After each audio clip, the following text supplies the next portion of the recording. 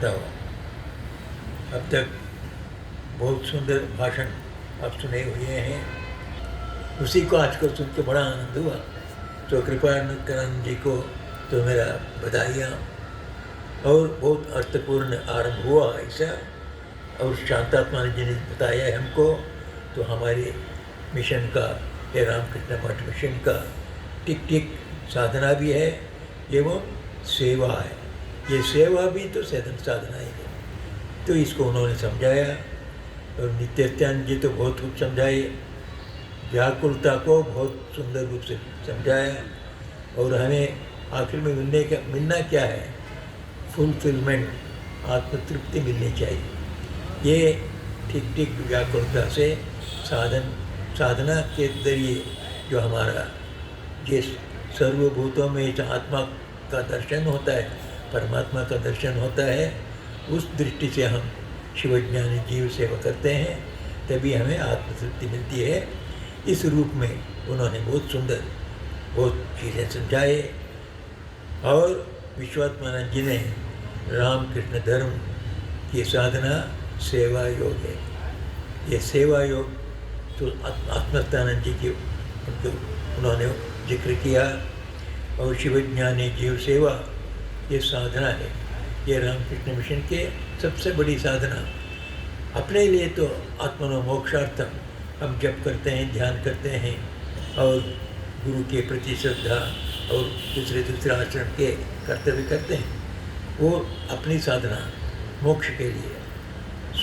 और जगत हिता है चाह, जगत को भलाई करने के लिए हम शिवज्ञानी जीव सेवा, उसी के बारे में विश्वात्मा जी ने बहुत सुंदर बताया।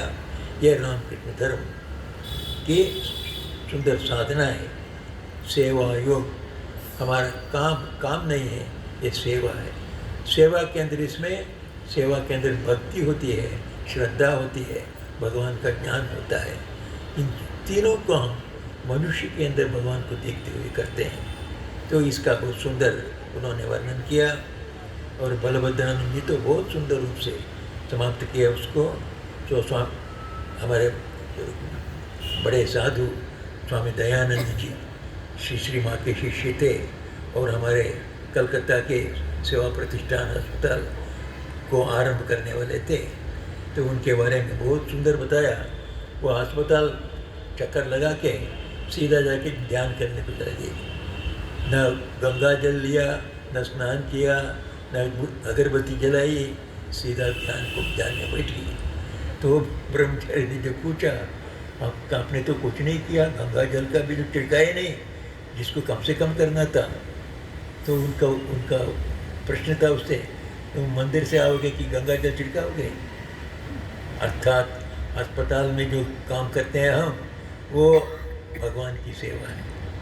वो ऑर्डिनरी अस्पताल नहीं है, वो भगवान की सेवा करके आ रहे हैं। देगुल से आके क्यों हम गंगा छिड़का रहे हैं? इसको बहुत सुंदर रूप से समझाया। और आखिर में मुझे कहने के लिए क्या रहा, मुझे एक छोटी सी कहानी ये विश्वात्मानंद जी के मुँह से सुना था, उसी को कह के मैं दो एक शब्द से समाप्त करूँगा।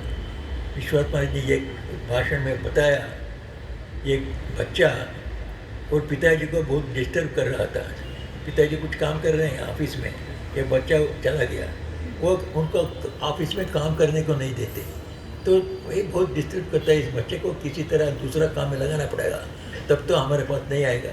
तो उन्होंने क्या किया, ये भारत का मैप लेके उसको चूर चूर करके तोड़ के छपा हुआ भारत का मैप, तो एक किसी पुस्तक से निकाला होगा, उसको निकाल के तो उसको चूर चूर करके 8 भाग के 10 भाग करके उसको दे दिया।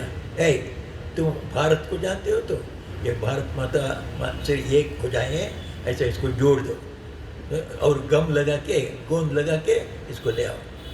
तो ये बच्चा ठीक है लेके गया और उनको डिस्टर्ब नहीं किया। फिर उन्होंने सोचा कि कम से कम 1 घंटा 2 घंटा लेगा, क्योंकि ये कौन उत्तर में है कौन दक्षिण में, जब तो जुड़ाना है ना। तो उसने 4 मिनट के अंदर इसको करके आ गया, पिताजी हो गया। ये देखते हैं तो बिल्कुल जोड़ दिया है।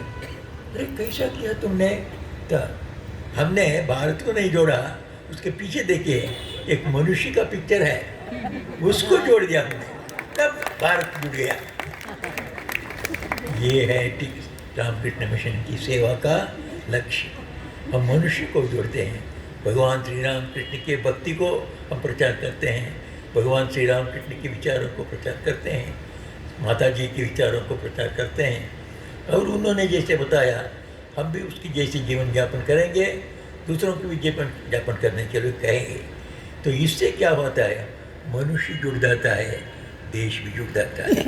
देश को जोड़ने के लिए कितनी चेष्टा की जाती है, कितने भाषाओं की विविधता है और संस्कृति की विविधता है और दूसरे बहुत सी कुछ विभिन्नताएँ हैं।